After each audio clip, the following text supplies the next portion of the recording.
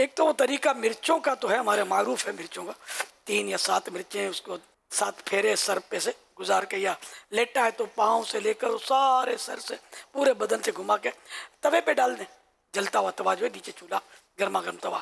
تو اگر یہ معاف کیجیے، اگر اس سے وہ جیسے مرچ جلتی ہے اور ایک دم ہم چھاک بولتے ہیں میمنی میں اس کو، چھاک اٹھتی ہے اس کی ایک دم اچھی، اور مطلب مزہ نہیں آتا، تو ایسا اگر یہ اس کی پوری پوری بدبو اٹھ رہی ہے نا تو یہ اس پر نظر نہیں ہے.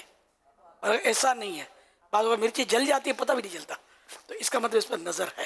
تو اس کو چند بار کرنے سے جب اس کی دوسرے دن کیا تیسرے دن کیا تو یہ بدبو جب آنا شروع ہو جائے نا تو صحیح بدبو آئیے تو اس کا یہ علامت ہے کہ اب نظر اتر گئی. باقی الحمدللہ قرآنی آیتیں بھی ہیں تو وہ پڑھنے سے بھی نظر پر، سورہ فلق اور سورہ ناس یہ ایک ایک بار اگر پڑھ کر دم کر لیں انشاءاللہ اس سے بھی نظر اترے گی. اور سورۃ قلم کی سیکنڈ لاسٹ آیت مبارک یہ بھی پڑھ کر دم کرنے سے نظر اترتی ہے.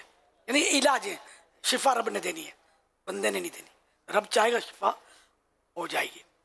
ہر بیماری کے لیے جیسی بھی مولک بیماری ہو نا اس کے لیے ایک بڑا پیارا طریقہ ہے. ہر بیماری کا علاج صبح شام 2 مرتبہ سورۃ الفاتحہ پڑھنی ہے. یعنی جیسے صبح کو سورہ فاتحہ الحمد شریف پوری سورت 2 مرتبہ پڑھ کے پانی پہ دم کر کے مریض کو پلائیں، اسی طرح شام کو پلائیں.